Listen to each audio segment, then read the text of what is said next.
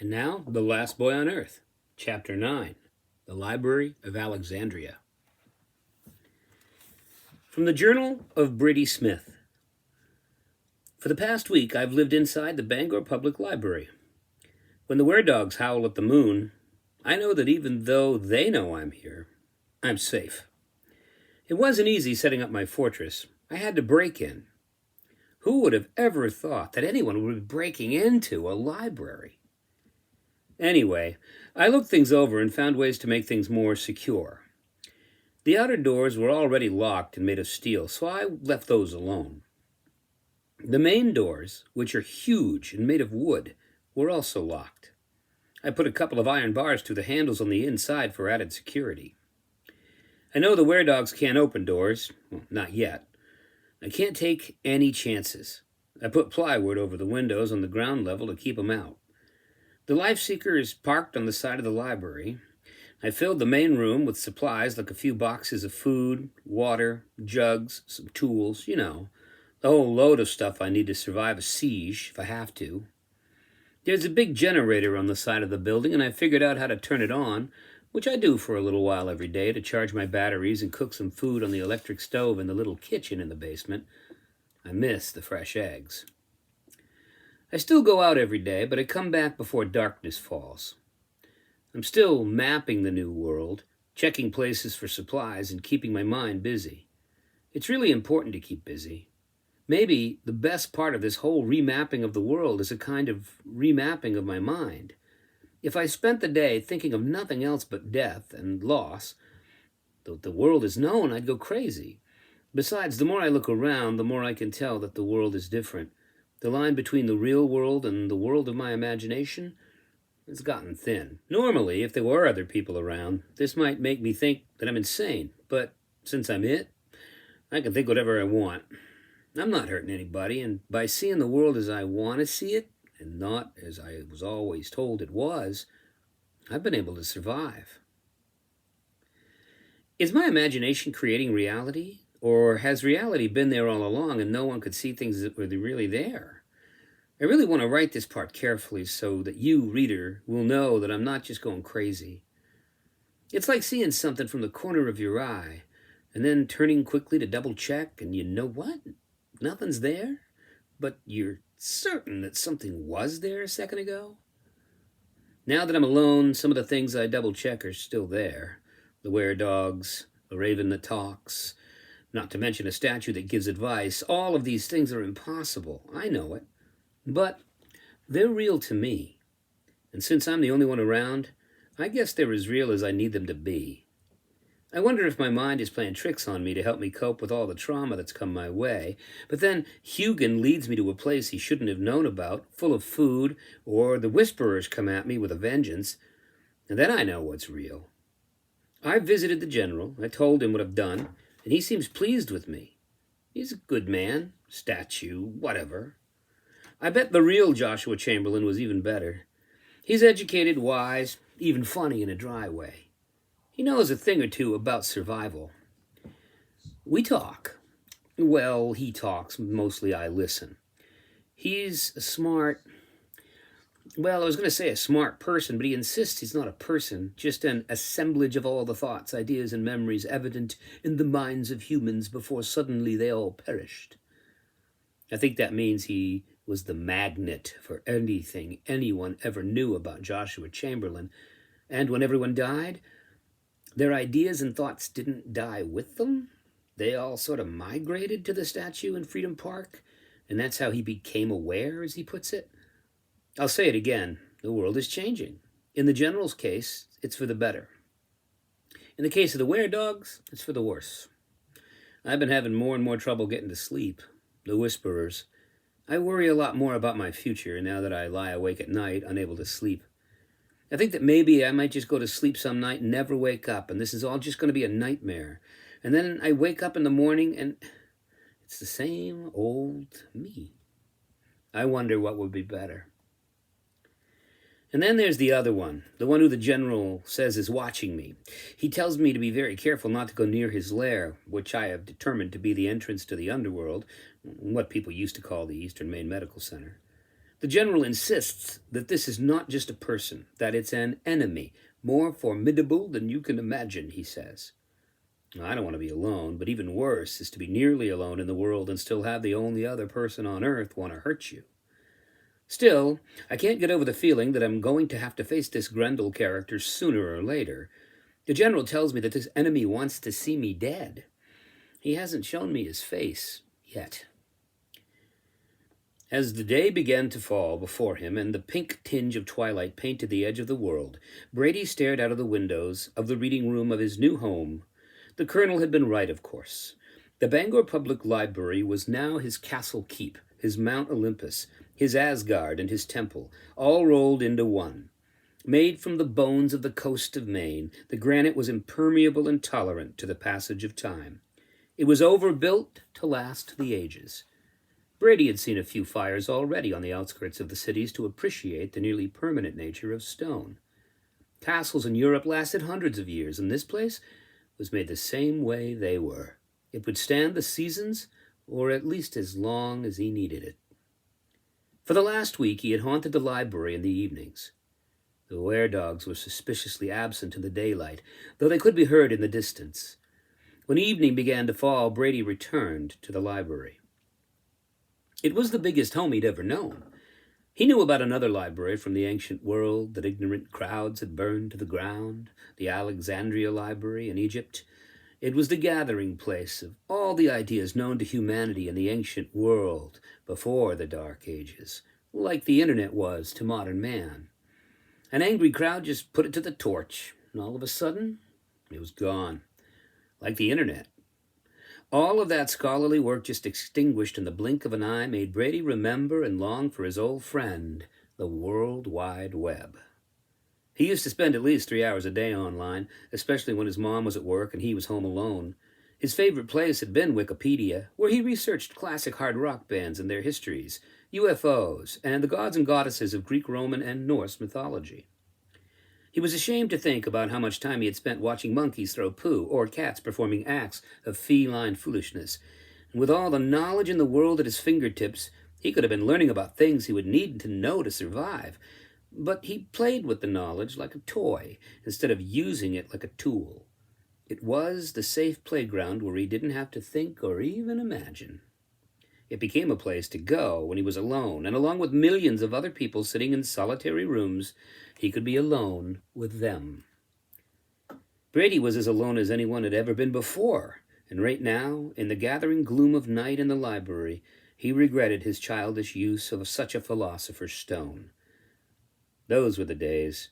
If he wanted to know anything at all he had to do was point and click, and somehow the information that he was seeking was there, like magic. That kind of magic was gone the minute the electrical generating stations shut down.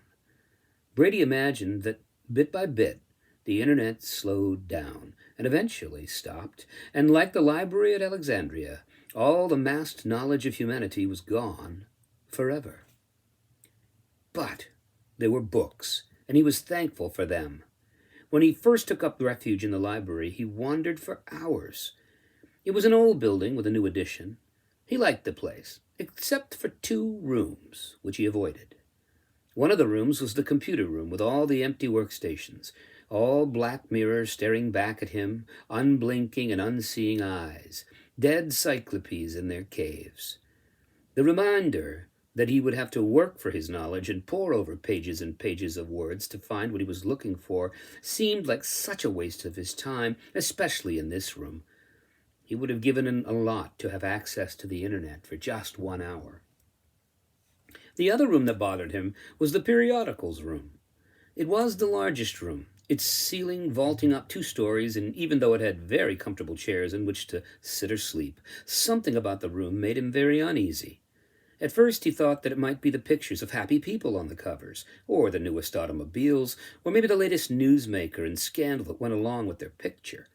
He tried ignoring the feeling of unease, but it didn't work. He couldn't spend more than a few minutes in this beautiful room. He'd been in the building for 2 days when he realized what bothered him about it. The way the books on the shelves were there, they were comforting in their own way, Someone had taken the time to write them, and so these books still held a little of the life of the writers.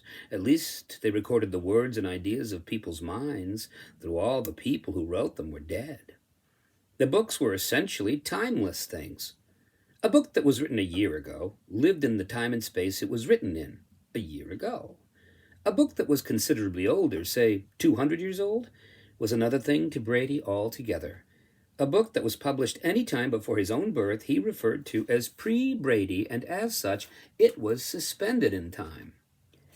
In the magazine room, however, the covers all stared back at him, reminding him that the next issue would never arrive in the mail.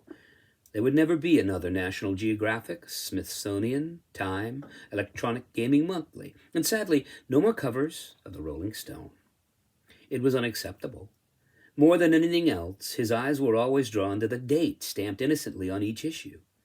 All of the works of humanity he had encountered during the last few weeks, the knowledge that nothing new from the mind of other humans would be coming his way, saddened him. He had seen more death than almost anyone in the history of the world. But here, in this white, sunlit room, he felt the weight of the darkness that had settled on the world. He could have removed the magazines from the shelves and had the room to himself, but this was the magazine room, and in his mind, it would always be. It was now a museum, a photograph of the world just before it ended. He would not touch it. He avoided it. From the Journal of Brady Smith. It's 8 o'clock, and I'm sitting in the library of Alexandria 2. That's what I've renamed the library after the old one in Egypt. I can see the city well from the big windows on the second story in front of the fiction stacks. Max and I sometimes come up here to watch the sunset. The weredogs know where I live. I've seen them a lot of times sniffing around the front of the building, over by the Life Seeker, and they like to walk circles around the building. I know they're trying to figure out how to get in here, but for the time being, they're mostly just dogs. They don't have any thumbs. They can't grab a doorknob or a handle. I figure I'm pretty safe in Alexandria at night. In the daytime, they just make themselves pretty scarce. I wonder why. I think they're different in the daytime, more like dogs than humans. I hope they stay that way. The day is usually interesting, and I find things that make me wonder. Yesterday, I found a really cool world band radio that runs on a hand-powered generator. All I have to do is crank the handle for 2 minutes, and I get about an hour's worth of static. I use the static sound to help me get to sleep, because it's better than just the silence, and it seems to keep the whisperers in the background of my mind. They're always there, and it still frightens me, but I keep going. I mean, even a crazy person has to eat and drink and take care of himself. Anyway, I sat up here last night and very, very slowly worked the tuning knob on the radio through its bands. I turned it really slowly, like the speed of a minute hand on a clock. I tried every single band on the radio, and there were a lot. I found some signals, but they were just dots and dashes that kept repeating over and over, like automatic signals. I think they might be from airports that still have the power to broadcast their positions. Are they significant? I need to find out. They come and go. After 2 hours of trying to connect to something out there in the world, I gave up. But I'll try again later. I think it's time that I did something good for my mind. I think I'd like to read a book. I read some of Don Quixote, and it made me feel better. A person can't always be thinking about his situation. Sometimes it's good to think about something else, and that way, underneath it all, your mind goes to work figuring things out. Tomorrow night, after supper, I'm going to find another good book and read it. The general tells me that every book is like a world, in and out of itself, and it might be nice to do a little escape reading. He cruised around the library for a long time, acclimating himself to the lay of the land. He'd never really spent much time in any library, simply because his mother kept him well supplied with books for his own personal library. He'd never bothered to organize his own books either, so that we might find Harry Potter right next to Tom Sawyer, or The Lion, the Witch, and the Wardrobe next to the Guinness Book of World Records, or a dog-eared copy of an old Ripley's Believe It or Not. This was a library with 3 stories of books, all neatly arranged and clearly marked. The bronze placard on the marble steps on the front exclaimed that the library was almost 100 years old, and there were books here a lot older than that. He found himself strangely spellbound by the tomes lining shelf after shelf, and because he had all the time in the world, he lingered at the shelves. Aisle after aisle of bound volumes reminded him of people. For the past few weeks, he'd been lonely for the company of another human being, the sound of another voice, or even simply the words of another person. Here, lining the shelves, were literally millions of words from the voices of thousands. And any time he wanted, he could simply take a book in his hands, open it, and partake of the words and thoughts of another human being. It was that easy. People might die, he thought, but if they write their words down, they preserve some part of their minds, perhaps even part of their souls. He didn't have to feel so alone if he could, for some part of his day, open one of these books and forget his imposed state of solitude. The third floor of the library had a large central room with two massive oak tables in the center. There were green glass library lamps and bankers' chairs and plenty of light from the great windows.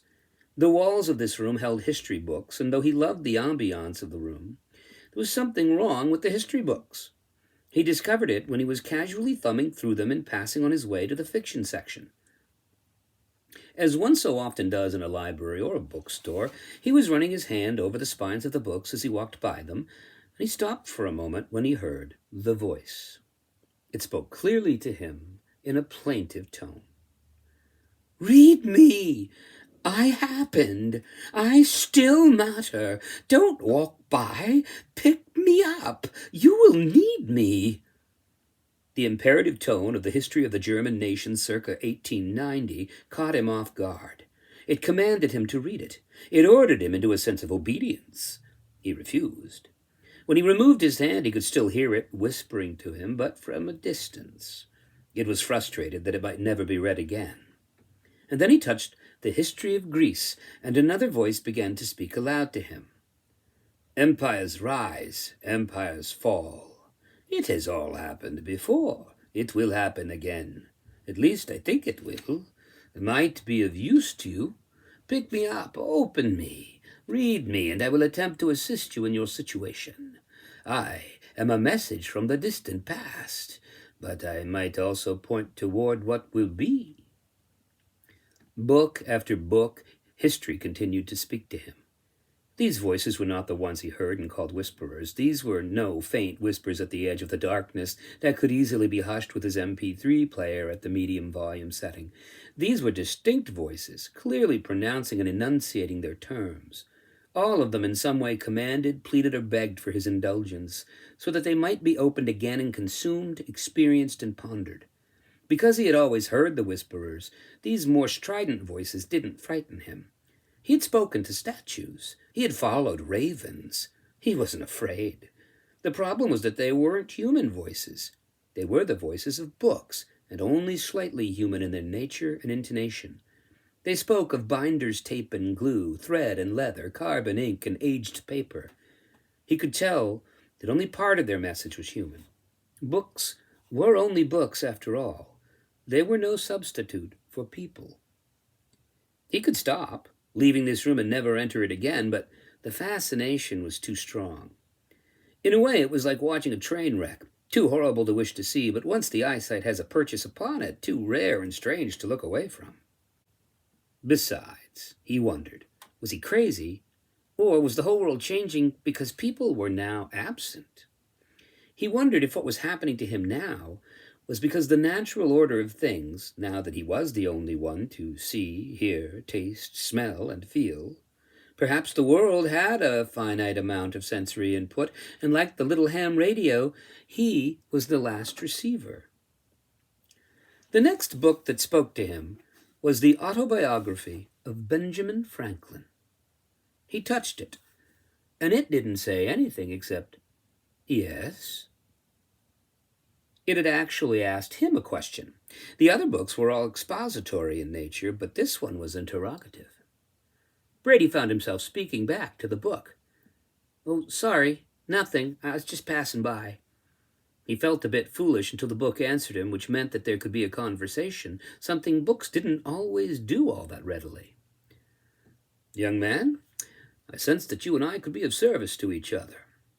While I am perfectly content to sit here until the end of days, I would rather be of use, if for no other reason than to gain my own understanding of what has happened to the world."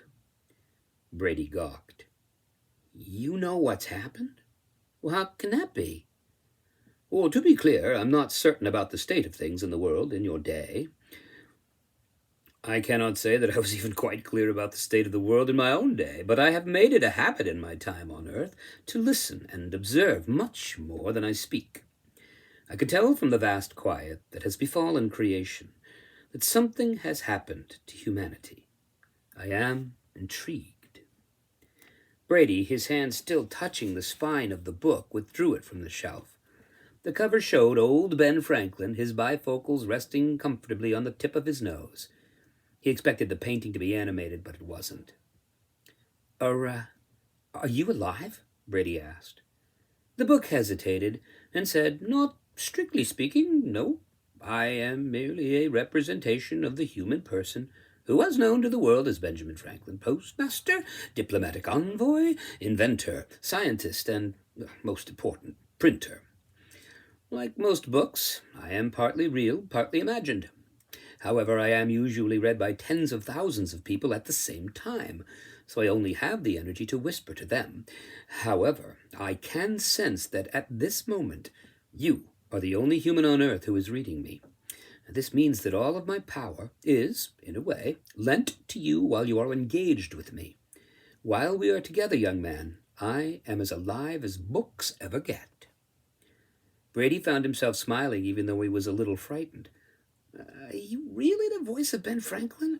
I mean, are you a book or a person? The book replied after a long hesitation. Some books make better friends than some people. While both may lie to you, a book will never borrow money. Would you mind if I took you along with me? I've been a little lonely. Oh, I'm happy to oblige, young man. I will think of you as my ship upon the ocean. Carry me wherever you will. But I cannot keep calling you young man. What is your name? Brady shook his head in disbelief, and then, for the first time in his life, he introduced himself to a book. I'm Brady Smith, Mr. Franklin. And what is it that you do, Mr. Smith? Asked the book. Do? Well, I'm a survivor of the great falling of humankind. I live in the abandonment. I survived. That's what I do. Well, it's a pleasure to make your acquaintance, Brady. Let us depart from this room. Brady carried the book with both hands reverentially. As he reached the top of the stairs to descend to the non-fiction section, he heard the history books he had touched begin to shout at him. They were angry that he had not chosen them and were making their bitterness known through their vociferousness. What's wrong with them? Brady asked aloud. They're worried that they'll be forgotten, or worse, go unread. A book that remains forever unread might as well be good as dead. They, too, sense the change in the world. Yeah, but why are they angry? I mean, you seem pleasant enough. Oh, that's because they are histories. I, sir, am an autobiography. End of chapter.